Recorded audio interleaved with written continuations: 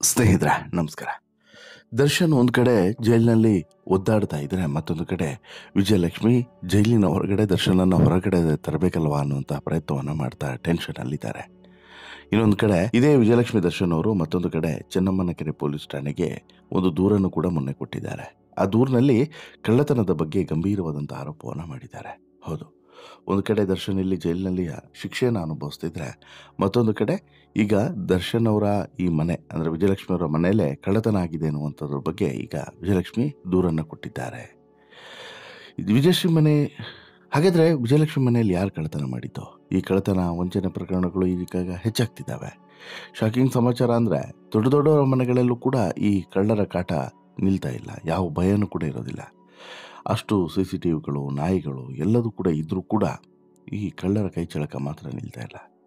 ಮನೆ ಕೆಲಸ ಮಾಡುವಂಥ ನೆಪದಲ್ಲಿ ಬಂದು ಭದ್ರತೆಯ ನಡುವೆಯೇ ಸೆಲೆಬ್ರಿಟಿಗಳ ಐಷಾರಾಮಿ ಮನೆಯಲ್ಲಿರುವಂತಹ ಇರೋಬ್ಬರ ವಸ್ತುಗಳನ್ನೆಲ್ಲ ದೋಚಿಕೊಂಡು ಪರಾರಿಯಾಗ್ತಿರುವಂತಹ ಘಟನೆ ಹೆಚ್ಚುತ್ತಾ ಇದೆ. ಬಿಸಿ ಸರಿಯಾದಂಥ ಸಮಯವನ್ನು ನೋಡಿಕೊಂಡು ಬೆನ್ನಿಗೆ ಚೂರಿ ಹಾಕುವಂಥ ಕೆಲಸವನ್ನು ಈ ಕಿಡಿಗೇಡಿಗಳು ಮಾಡುತ್ತಿದ್ದಾರೆ. ಇಲ್ಲೂ ಕೂಡ ಆಗಿದ್ದ ಅದೇನಾ ಅನ್ನುವಂಥ ಅನುಮಾನ ಈಗ ಮೂಡಿದೆ. ಯಾಕೆ ಮತ್ತು ಹೇಗೆ ಹೇಳ್ತಾ ಹೋಗ್ತೀನಿ. ಅದಕ್ಕಿಂತ ಮುಂಚೆ ನೀವಿನ್ನೂ ಕೂಡ ನಮ್ಮ ಚಾನಲನ್ನು ಸಬ್ಸ್ಕ್ರೈಬ್ ಮಾಡಿಲ್ಲ ಅಂದರೆ ದಯವಿಟ್ಟು ಕೂಡಲೇ ಸಬ್ಸ್ಕ್ರೈಬ್ ಮಾಡಿ ಸ್ನೇಹಿತರೆ. ಹೌದು, ನಿಮ್ಮೆಲ್ಲರಿಗೂ ಕೂಡ ಗೊತ್ತಿರೋ ಹಾಗೇನೆ ಸದ್ಯ ವಿಜಯಲಕ್ಷ್ಮಿ ಅವರು ಸಿಕ್ಕಾಪಟ್ಟೆ ನೋವಲ್ಲಿದ್ದಾರೆ. ಜೈಲು ಹಕ್ಕಿಯಾದಂಥ ತಮ್ಮ ಪತಿಯನ್ನು ಹೇಗಾದರೂ ಮಾಡಿ ಹೊರ ಕರೆತರಬೇಕು ಅನ್ನುವಂಥ ಪ್ರಯತ್ನವನ್ನು ಮಾಡ್ತಾ ಇದ್ದಾರೆ.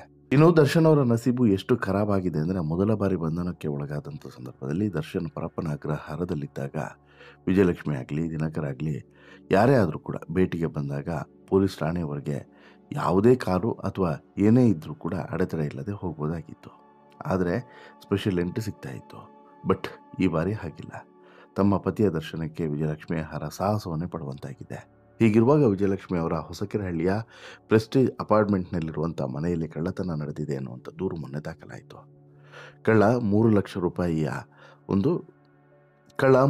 ರೂಪಾಯಿಯನ್ನು ಕದ್ದು ಪರಾರಿಯಾಗಿದ್ದಾನೆ. ಇನ್ನು ಕಳ್ಳತನ ನಡೆದಂಥ ವಿಚಾರ ಅರಿವಿಗೆ ಬರ್ತಿದ್ದಂತೆ ವಿಜಯಲಕ್ಷ್ಮಿ ತಮ್ಮ ಮ್ಯಾನೇಜರ್ ನಾಗರಾಜ್ ಅವರ ಮೂಲಕ ಬೆಂಗಳೂರಿನ ಚೆನ್ನಮ್ಮನಕೆರೆ ಅಚ್ಚುಕಟ್ಟು ಪೊಲೀಸ್ ಠಾಣೆಗೆ ದೂರನ್ನು ದಾಖಲಿಸಿದ್ದಾರೆ. ಅದರ ಅನ್ವಯ ಸೆಪ್ಟೆಂಬರ್ 4ನೇ ತಾರೀಕು ಕೆಲಸದ ನಿಮಿತ್ತ ವಿಜಯಲಕ್ಷ್ಮಿ ದರ್ಶನ್ ಅವರು ಮೈಸೂರಿಗೆ ತೆರಳಿದರು.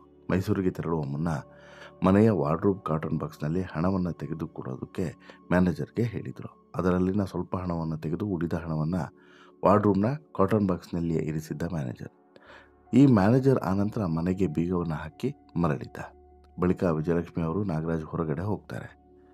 ಸೆಪ್ಟೆಂಬರ್ 7ನೇ ತಾರೀಕು ಬೆಂಗಳೂರಿಗೆ ಮರಳಿ ಬಂದಂಥ ಸಂದರ್ಭದಲ್ಲಿ ಸೆಪ್ಟೆಂಬರ್ 8ರಂದು ತಮ್ಮ ವಾರ್ಡ್ರೂಮ್ನಲ್ಲಿ ಕಾಟನ್ ಬಾಕ್ಸ್ನ ತೆಗೆದು ನೋಡಿದ್ರೆ ಅಲ್ಲಿ ಹಣವೇ ಇರೋದಿಲ್ಲ. ಹಣ ಮಂಗಮಯ ಆಗಿರ್ತದೆ. ಆಗ ಹಣ ಸಿಗದೇ ಇದ್ದಾಗ ವಿಜಯಲಕ್ಷ್ಮಿ ಹಾಗೂ ಮ್ಯಾನೇಜರ್ ಮನೆಯಲ್ಲಿ ಹುಡುಕಾಟವನ್ನು ನಡೆಸ್ತಾರೆ. ಹಣ ಸಿಗದೇ ಇದ್ದಾಗ ಚೆನ್ನಮ್ಮನಕೆರೆ ಅಚ್ಚುಕಟ್ಟು ಪೊಲೀಸ್ ಠಾಣೆಗೆ ದೂರನ್ನು ಕೊಡ್ತಾರೆ ಮ್ಯಾನೇಜರ್. ಸದ್ಯ ವಿಜಯಲಕ್ಷ್ಮಿ ದರ್ಶನ್ ಅವರ ಮನೆ ಕೆಲಸದವರ ಮೇಲೆಯೇ ಈ ಅನುಮಾನ ಇದೆ. ಮನೆ ಕೆಲಸದವನ ವಿರುದ್ಧ ದೂರನ್ನು ದಾಖಲಿಸಿದ್ದಾರೆ. ದೂರಿನಲ್ಲಿ 3 ಲಕ್ಷ ಹಣ ಕಳ್ಳತನ ಆಗಿದೆ ಅಂತೇಳಿ ಉಲ್ಲೇಖಿಸಲಾಗಿದೆ. ಸದ್ಯ ವಿಜಯಲಕ್ಷ್ಮಿ ಅವರು ನೀಡಿದಂಥ ದೂರಿನ ಅನ್ವಯ ಪೊಲೀಸರು FIR ಅನ್ನು ದಾಖಲಿಸಿಕೊಂಡು ತನಿಖೆಯನ್ನು ಮಾಡುತ್ತಿದ್ದಾರೆ. ಬಟ್ ತನಿಖೆಯ ಪ್ರಗತಿ ಏನಾಗಿದೆ ಅದರ ಬಗ್ಗೆ ಅಪ್ಡೇಟ್ಸ್ ಮಾತ್ರ ಸಿಗ್ತಾ ಇಲ್ಲ. ಇನ್ನುಳಿದಂತೆ ಸದ್ಯ ದರ್ಶನ್ ಪರಪ್ಪನ ಅಗ್ರಹಾರದಲ್ಲಿದ್ದು ಮೂಲಭೂತ ಸವಲತ್ತುಗಳಿಗಾಗಿ ಈಗಾಗಲೇ ಕೋರ್ಟ್ಗೆ ಮನವಿಯನ್ನು ಸಲ್ಲಿಸಿದ್ದಾರೆ.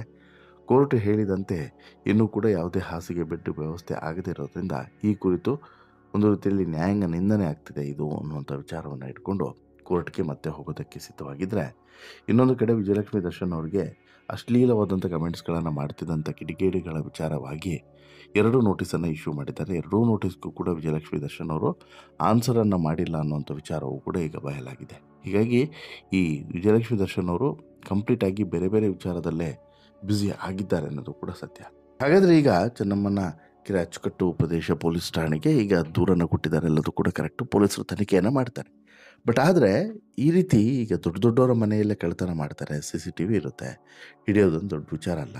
ಹೀಗಿದ್ದರೂ ಕೂಡ ಅವ್ರ ಮನೆಯನ್ನು ಯಾಕೆ ಟಾರ್ಗೆಟ್ ಮಾಡ್ತಾರೆ ಅಂತೇಳಿ ನೋಡಿದ್ರೆ, ಬಹುಶಃ ಅವ್ರ ಮನೆಯಲ್ಲಿ ಸಿಗುವಂತಹ ಒಂದು ಈ ಹಣದ ವಿಚಾರ ಇರ್ಬೋದು ಅಥವಾ ಆಸ್ತಿಪಾಸ್ತಿಗಳಾಗಿರ್ಬೋದು, ಇದು ಬೇರೆಯವ್ರ ಬಡವ್ರ ಮನೆಯಲ್ಲಿ ಸಿಗ್ಲಿಕ್ಕೆ ಸಾಧ್ಯನೇ ಇಲ್ಲ ಅನ್ನುವಂಥದ್ದು ಅವ್ರಿಗೆ ಗೊತ್ತಿದೆಯೇನೋ ಗೊತ್ತಿಲ್ಲ. ಬಟ್ ಆದರೆ ಇದು 100ಕ್ಕೆ 100 ಭಾಗ ವಿಜಯಲಕ್ಷ್ಮಿ ದರ್ಶನ್ ಅವರು ಕೂಡ ಹೇಳುವಂಥದ್ದು ಮನೆಯಲ್ಲಿದ್ದವರೇ ಯಾರೋ ಮಾಡಿರುವಂಥ ಕೃತ್ಯ. ಮನೆ ಕೆಲಸದವ್ರ ಮೇಲೇ ಅವ್ರಿಗೆ ಅನುಮಾನ ಇದೆ. ಬಟ್ ಅವರೇ ಯಾರೋ ಮಾಡಿರೋಂಥ ಕೃತ್ಯ ಅಂತೇಳಿ. ಅವ್ರಿಗೂ ಕೂಡ ತಲೆಯಲ್ಲಿ ಬುದ್ಧಿ ಇದೆಯಲ್ಲೋ ಗೊತ್ತಿಲ್ಲ. ಯಾಕಂತ ಹೇಳಿದ್ರೆ ದೊಡ್ಡ ವಿಚಾರ ಏನಲ್ಲ. ಇವಾಗಿನ ಕಾಲದಲ್ಲಿ ಇವರನ್ನು ಪತ್ತೆ ಹಚ್ಚೋದು, ಇವರು ಏನು ಇವಾಗ ಕದ್ದಿದ್ದಾರೆ 3 ಲಕ್ಷ, ಅದನ್ನೇನು ವಸೂಲಿ ಮಾಡೋದು ದೊಡ್ಡ ವಿಚಾರ ಅಲ್ಲ.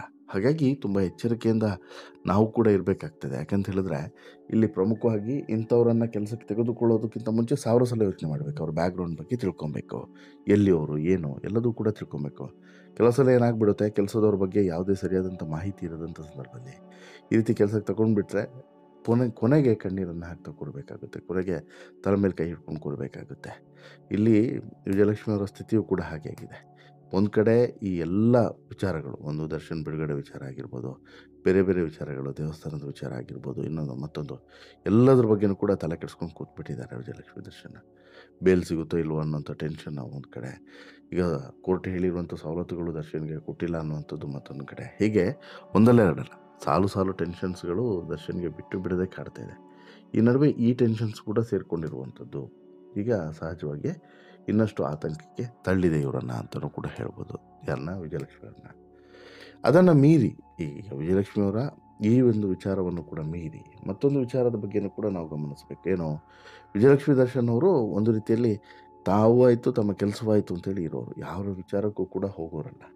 ಹಾಗಿರುವಾಗ ಈಗ ದರ್ಶನ್ ಬೇಲ್ ವಿಚಾರದಲ್ಲೇ ಸಾಕಷ್ಟು ತಲೆಬಿಸಿಯಲ್ಲಿರುವಂಥ ಸಂದರ್ಭದಲ್ಲಿ ಈ ಕಿಡಿಗೇಡಿಗಳು ಹೀಗೆ ಮಾಡಿದ್ರ ಬಗ್ಗೆ ಸಹಜವಾಗಿ ಸಿಟ್ಟಿದೆ, ಆಕ್ರೋಶ ಇದೆ. ಬಟ್ ಅವರ ಬಂಧನ ಆದ ಬಳಿಕ ಅವರ ಬಗ್ಗೆ ಕರೆಕ್ಟಾದಂಥ ಪಿಕ್ಚರ್ ಸಿಗಲಿದೆ ಅನ್ನೋದು ಕೂಡ ಸತ್ಯ. ಒಂದಷ್ಟು ಪ್ರಶ್ನೆಗಳು ಕೂಡ ಹೇಳ್ತವೆ ಸಹಜವಾಗಿ, ಯಾಕಷ್ಟು ಕ್ಯಾಶನ್ನು ಮನೇಲಿ ಇಟ್ಟಿದ್ರು ಹಾಗೆ ಹೀಗೆ ಅಂತೇಳಿ. ಸಹಜವಾಗಿ ಈಗ ಖರ್ಚು ಜಾಸ್ತಿ ಇರೋದ್ರಿಂದ ಅಂತಹ ಒಂದು ಸಾಧ್ಯತೆ ಇರ್ತದೆ ಮನೇಲಿ ಕ್ಯಾಶ್ಗಳನ್ನು ಇಡುವಂಥದ್ದು. ಅದನ್ನು ಮೀರಿ ಈಗ ಅದನ್ನು ಕದ್ದೋರು ಯಾರು ಅನ್ನೋದು ಗೊತ್ತಾಗ್ಬಿಟ್ರೆ ಸಾಕಷ್ಟು ಸತ್ಯಗಳು ಹೊರಗಡೆ ಬರುತ್ತೆ ಅನ್ನೋದು ವಾಸ್ತವ. ನಿಮಗೇನು ಅನಿಸುತ್ತೆ ಸ್ನೇಹಿತರೆ, ಯಾರು ಕದ್ದಿರಬಹುದು ಅಂತೇಳಿ ನಿಮ್ಗೆ ಅನಿಸುತ್ತೆ? ಎಲ್ಲಿ ವಿಜಯಲಕ್ಷ್ಮಿ ಅವರು ಯಾಮಾರಿದ್ರು ಅಂತೇಳಿ ಅನಿಸುತ್ತೆ? ದಯವಿಟ್ಟು ನಿಮ್ಮ ಅಭಿಪ್ರಾಯವನ್ನು ಕಮೆಂಟ್ ಮಾಡಿ ತಿಳಿಸಿ. ಜೊತೆಗೆ ಈ ಸ್ಟೋರಿ ಇಷ್ಟ ಆಯಿತು ಅಂತ ಹೇಳಿದ್ರೆ ಲೈಕ್ ಮಾಡಿ, ಶೇರ್ ಮಾಡಿ, ಚಾನಲ್ಗೆ ಸಬ್ಸ್ಕ್ರೈಬ್ ಆಗೋದನ್ನು ಮರಿಬೇಡಿ. ಧನ್ಯವಾದ.